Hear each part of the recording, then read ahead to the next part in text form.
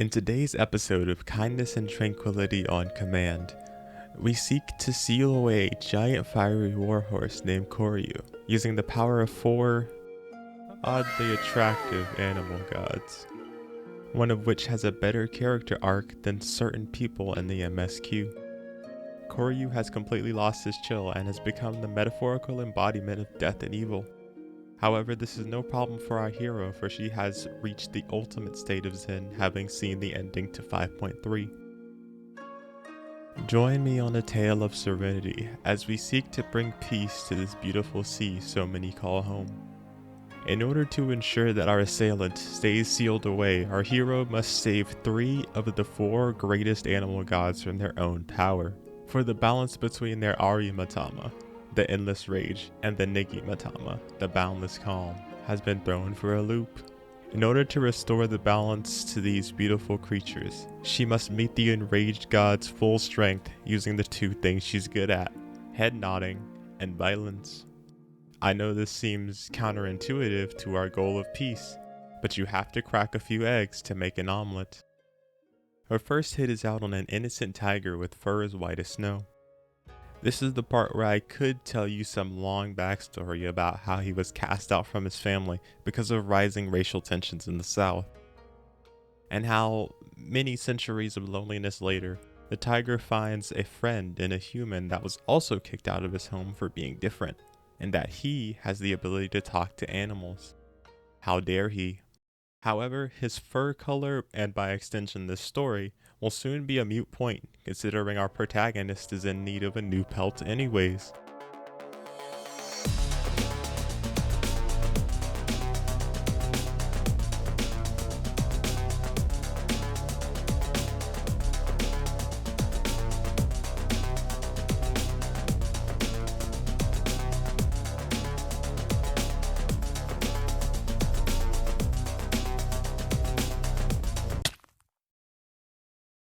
Having been brought to submission, the tiger god is now in a perfectly balanced state of Zen, and we return to the leader of this whole operation. The flying turtle is excited to have heard of the recent whooping and directs our attention to a giant turtle getting whipped by a little girl. Damn, this game's pretty weird, huh? In order to assist in the training effort of the giant turtle, our hero is told to go seek out a box that will age the turtle at a high velocity and speed up his training tenfold. This would prove to be the flying turtle's greatest mistake, however, for he has forgotten that patience is one of our greatest virtues. For you see, not only does the little girl grow old and frail from standing over the box because she's a fucking idiot, the giant turtle has a schizophrenic episode, and our hero must use one of her 2 skills to bring peace once more. One useless little girl later, and our hero has shown the giant turtle who mommy is. With this out of the way, the flying turtle tells the story of when he was but a young lad, only just acquiring divine power. He tells our hero how he had foreseen a village being destroyed by a landslide, and attempted to warn the villagers of this. However, the turtle had not yet learned the human tongue, and only looked like a dancing turtle. Through the power of plot convenience, the man with the ability to talk to animals from earlier shows up just at the right time, and manages to trick the villagers into evacuating to the next village. After hearing this story, our hero talks to the de facto leader of this whole operation, the obese cat. The highlights of which being when the fat cat calls our hero a forgetful bugger and warns our protagonist that the fat cat could kill our hero 5 times before she hits the ground. Our hero remains in a state of Zen, however, knowing she is safe, having bought a clone of the fat cat off the auction house many moons ago. Returning to our goal of bringing serenity to the Ruby Sea, we now have a hit out on a literal firebird whose anger has completely warped her. Menacing. She sees our hero and is instantly reminded of the man of legend whom she loves so dearly. This causes her to lose control of her Arimatama, and she wastes no time in challenging our hero to a game of Dance Dance Revolution.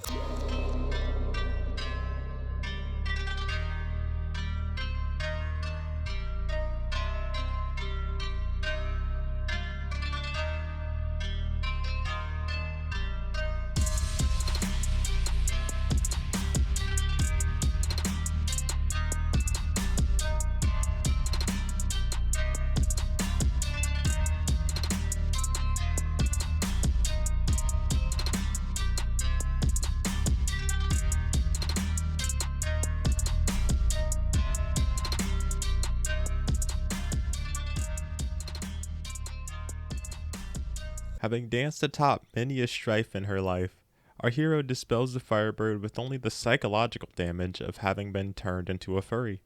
Given the boundless peace we have brought to the bird, she feels inclined to tell us of her tragic past. The bird was born with feathers like that of the legendary phoenix. This resulted in humans seeking the bird out for their own gain, thinking that they would gain the bird's immortality. However, at this point, she had no such power. One day, she encountered the man of legend and his companions. The man treated her not as a tool to gain immortality, but as a pet, instantly captivating the bird's heart. As a party, they travel the land, regaled as heroes. At least, until they came face to face with the same Koryu who threatens us today.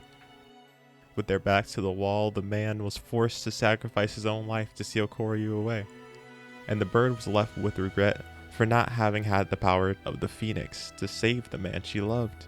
In a cruel twist of fate, the bird's regret for not having the power of the phoenix coalesced into her being blessed with infinite phoenix downs later in life, which would have been mighty useful 5 seconds ago.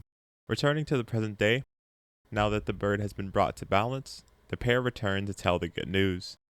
When all of a sudden,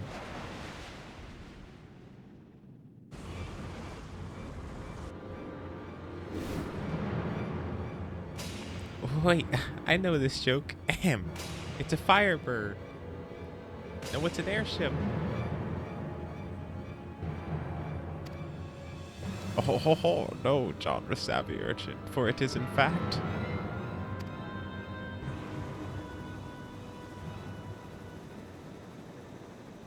Viagra.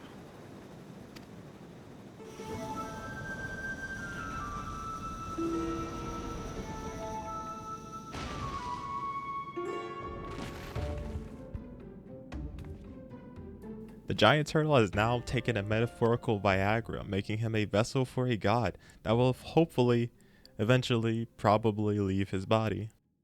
After this, our hero decides to pay the most important character of this episode another visit in order to get insulted once more. Following which, she swiftly runs to acquire the best emote in the game. After spending a moderate amount of time humming, she returns to find Koryu is on the edge of freeing himself and the others are working hard to contain him. With this in mind, the flying turtle puts out a final hit on a snake that thinks he's hot shit just because he has completely given in to the Arimatama within. Unbeknownst to him, he was about to get hummed on.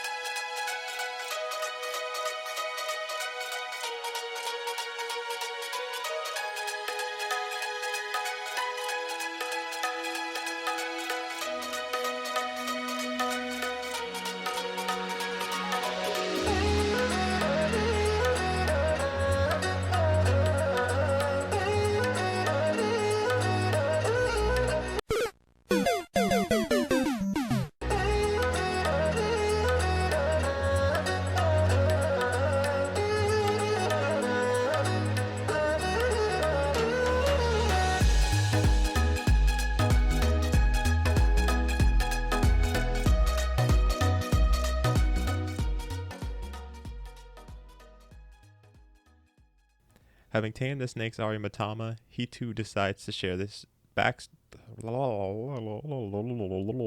Having tamed the snake's Arimatama, he too decides. Why can I not read this? Why is this so hard?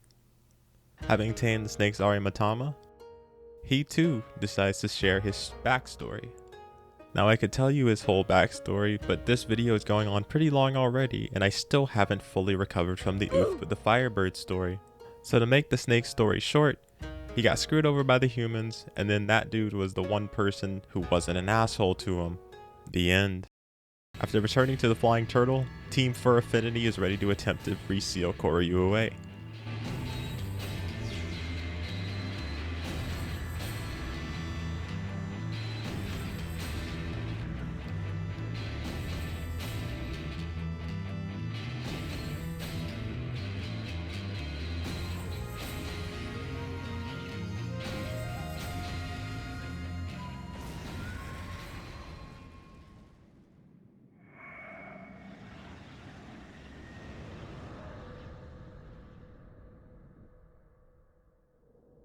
As typical of anime, this plan fails despite all of our preparation and Koryu is set free once more. And then...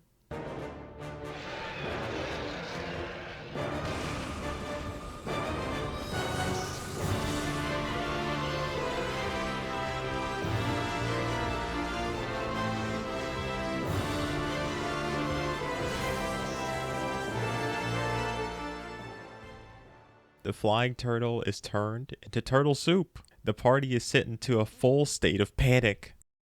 However, having reached enlightenment through the sculpting of 5.3, our hero stands tall in the face of adversity, and then also gets owned, only to be saved by what appears to be the man of legend. Together, our heroes attempt to shut this creature down. However, this is still not enough. All of a sudden, the giant turtle steps forth to make the ultimate sacrifice. By moving himself to the graveyard, he special summons the flying turtle into his own form. And with this last push, our heroes manage to seal the beast away, bringing peace to the Red Sea once more.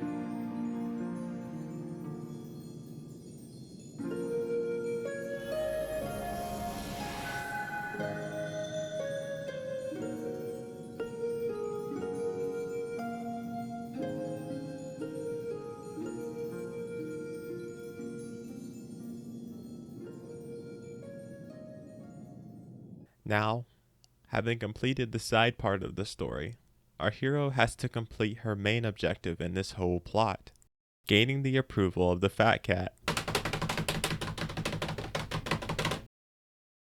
You're alright, friend. Woo! So I ended up playing through this questline because it was suggested to me by someone in my Discord, and I enjoyed it enough to make a video on it, so if you want to suggest something, you should probably join the Discord. Lest our hero will have to bring balance to your soul as well. Also sub, that's a good idea too.